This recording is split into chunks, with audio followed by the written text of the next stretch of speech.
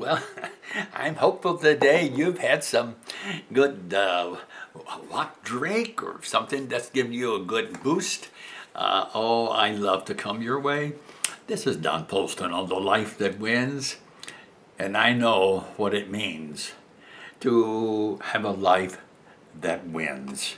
And I want you, maybe you already know, and that's why you're watching this video. Not everybody are losers, in the world. That's the way to win. And I'm going to come right back to that great old guy, Elisha. My, how I love him. He is such a star. He is such an example. He followed Elijah around through thick and thin and stuck with him until he got the double portion.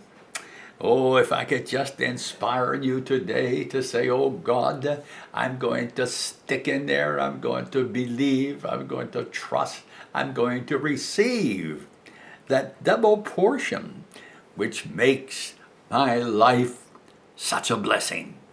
In a world like this, and in a world like his.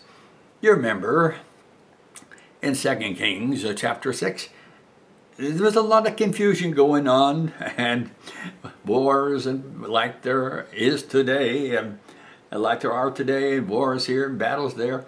And one of the guys came to Elisha.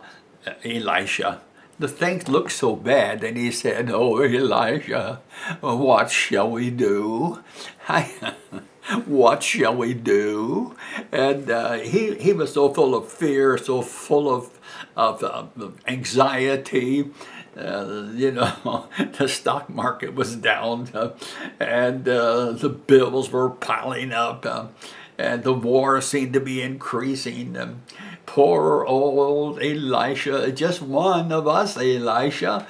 What shall we do? He said, it's getting so bad. What shall we do? What shall we do? I hear that today. I hear it sometimes even from myself, and I hear it from others. We say, what should we do? What should we do? I remember in one of my churches, I walked into a hospital room where one of our finest members, a wonderful, well, he was a funeral director, owner of a large funeral home, and a great friend of mine, on the front seat every Sunday. And we walked into his room, and he was white as we say, white as a sheet. And I said, what is it? And he said, oh, I've got cancer. I just had surgery, and my doctor just left, and I've got cancer. What shall we do, Don? What shall we do? And I opened the scriptures, my little New Testament, and read to him from James, where it said, the prayer of faith will heal the sick. And I just plopped it on his big belly, and we prayed. And when we finished praying, he looked at me and he said, Don, I'm healed. And I said, amen. That's good, my friend. You look so different. And I walked out. And then he said to me a little later, when he said, the doctors came in just after you left. And they stood in amazement. And they said, what has happened to you? You were so frightened. You were so full of what's happened to you? And he looked up with such humility and faith. What a great man. Now he's in heaven. And he said, my pastor was just here and prayed, and God's healed me of cancer.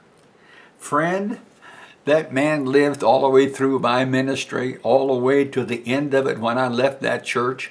And years later, he went home to be with the Lord, but not with cancer. What shall we do? What shall we do? What shall we do? Oh, I want to cry. Sometimes I see the economy, and I see people losing their homes. I see earthquakes and tornadoes and floods and water and loss and children and young men and men in the service, legs blown off. And the sad thing is, it doesn't seem like sometimes there's a real caring about those men. Shame to us.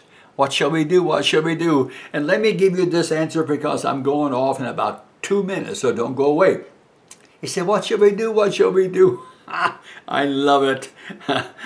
Just this dear old Elisha said, well, the first thing you can do is stop your fearing. Fear not, he said. Can you imagine? Fear not. I can see that little servant of his associate pastor, probably just a trembling, I got to have those Valium, and maybe I could go to some psychiatrist and get some pills. And he was just shaking and trembling, and the mountain was filled with all kind of enemies and all kinds of planes and guns and money and banks were closing. Everything was, what shall we do? What shall we do? And dear Elisha just simply said, right out of his heart, fear not. And then he said, open his eyes.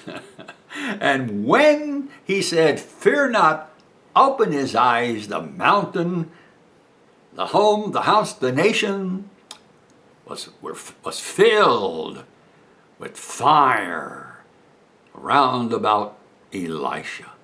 And I want to speak to you today directly. Listen, we're saying, what do we do? What should we do? What should we do? I know. I hear it often. But I want to say to you, first thing, fear not. Get filled up with the Spirit and watch the fiery powers of God be around your life. And when you do, you can walk away and say, well, what shall we do? Oh, I know. I shall fear not. I shall get filled up, and I shall be filled with fire that's hot. So I say to you today, well, you may be saying, what shall we do? What shall we do? I would just simply say, fear not. You'll see God's with us. There's more with us than be with them. Love you much. We'll see you the next time right here on The Life That Wins with I Love You Because You Love Him. Bye-bye. You take care. Have a cup of tea or something hot today to drink. So good.